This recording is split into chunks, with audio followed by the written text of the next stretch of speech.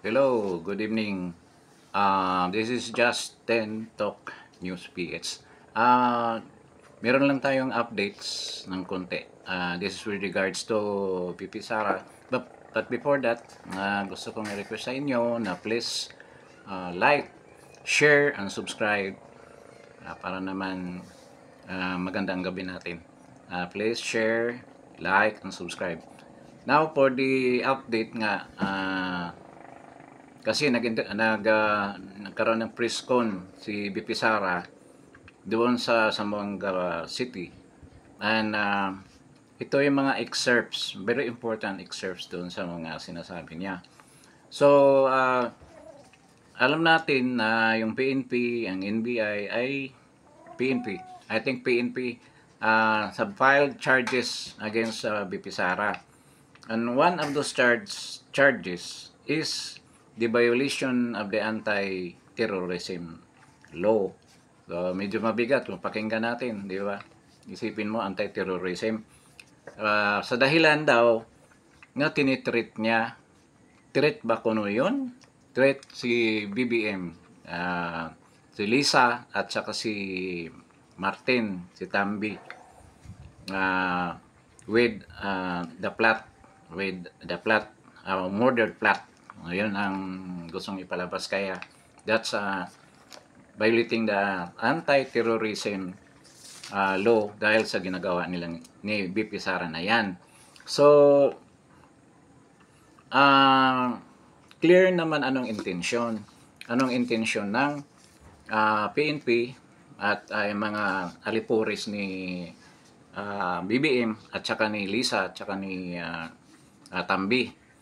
Kasi parang sinusunod nila yung playbook sa ginawa nila kay Tibes, ni Arnie Tibes ng Negros. So ang gusto kasi nila mangyari, once na ma-charge nila ng anti-violation, anti-terrorism law si BP Sara, kasama dyan, siyempre, ma-detain siya. Kung nandyan na yan. Then second, yung mga assets niya, ma-freeze.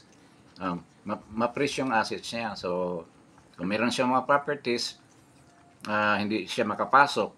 Kung meron naman siyang pera, hindi niya ma-withdraw.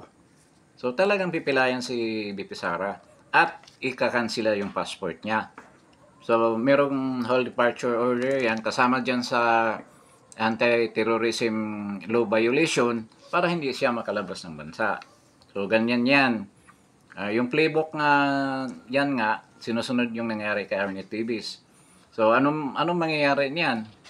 Magkaroon din ng search warrant doon sa mga properties niya. So, sa nangyari nga kay Arnie Tibes, kunwari, na-issue siya ng warrant, search warrant, pinasok yung bahay, kunwari, unang pumasok yung clearing team, kunwari nagki-clearing, doon na nagkaroon ng planting of mga kunwari mga illegal items para ang susunod na team na i-raiding team nalaga, from clearing team to raiding team, makikita nila kunwari yung mga bagay na that can strengthen their charge for the anti-terrorism law. So nakita nyo gaano ka walang hiya itong mga to. Pero na-anticipate na kasi ni BP Sara na yun ang gagawin. So, I don't know kung ituloy pa ba nila yan. Which I think na itutuloy nila yan. Hindi sila matatakot na i-implement yung mga yan para totally maipit talaga ng husto si BP Sara. So, nakita na natin kung saan papunta ang gawain nito ng administration ng PBBM. So, ang gusto nilang mangyari na talagang totally mawala si BP Sara. Ngayon, yun nga ang mabuti naman sinabi ni BP Sara kung anong balak nilang gagawin. Ngayon, with regards naman sa security ni BP Sara, sabi niya, naghahanap siya ng paraan, mga kaibigan niya na nabibigyan sila ng security. Pero sa totoo lang, sa konstitusyon natin, kailangan talaga siya, it is, tawag nito, kailangan siya bigyan ng security ng military itself, ng AFP. Dahil ang PSC, ang Presidential Security Command, kung saan siya kumukuha ng security ngayon, ay mga military yun, army, hindi yan police. Kaya yung sinabi ni Marbil na nagbibigay siya ng 24 kapulis, hindi na kailangan tanggapin yun ni BP Sara. Baka mga ano yun, mga planted yun. Na hindi niya yun tatanggapin. Ang may obligation na nasa batas na kailangan yung second in succession, which is who is BP Sara, should be protected together with the president. Kailangan yan protected dahil nga siya ang second in first in succession, siyang sasucceed sa presidente kung anong mangyari. So ganon yun. Kailangan sila, may obligation sila ngayon. Whether gusto nila o hindi nila gusto, kailangan magbigay sila ng ng security. Ang problema lang diyan kung tatanggapin ni BP Sara yung ibibigay na mga security personnel, yung i-detail sa kanya. Kasi siyempre, kailangan kilala niya yun. Meron siyang trust and confidence. Kung bagong salta lang yan, paano siya, how can she be protected with trust and confidence? Nga mapalagay ang loob niya. Ng mga bagong salta lang yan galing din yan sa PC. It's doubtful ang ano nila, ang personality. So, I don't know kung tatanggapin ni BP Sara yan. But by law, kailangan yung military, AFP, should extend their protection, security to BP Sara. So, ang isang bagay rin yung ito nga napaka troubling, nakakagulo sa isip na si Sara i-charge ng anti-terrorism law.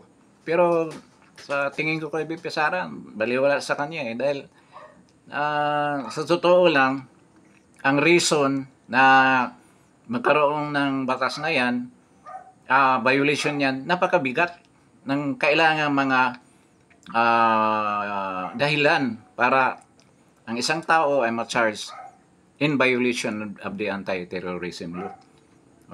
Isa dyan, yung mayroon ba siyang intensyon na mananakit ng maraming tao. Di ba? Sabagay sabihin nila, tatlo yan, marami. Meron ba siyang sinabi na ganyan? Ganyan talaga? Yan, walang active threat. Kasi kailangan mamatay muna si BP Sara before ma-execute na yan.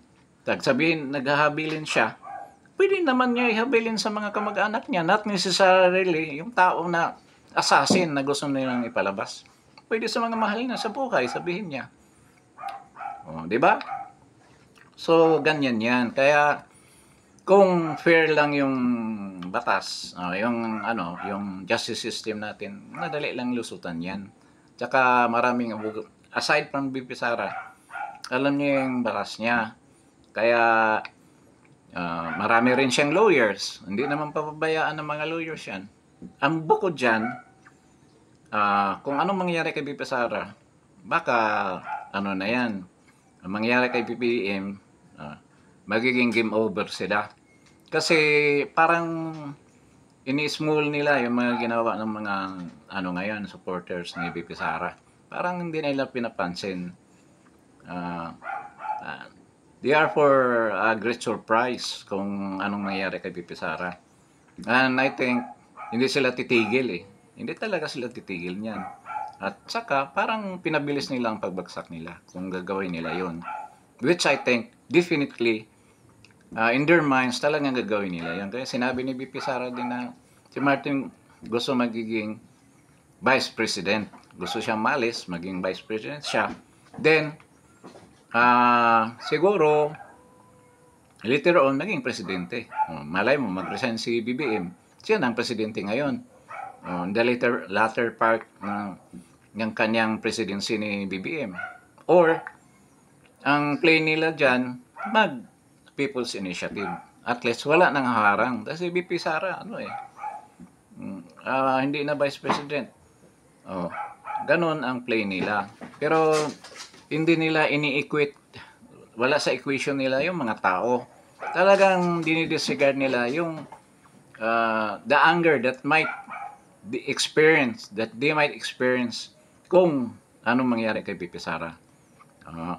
So,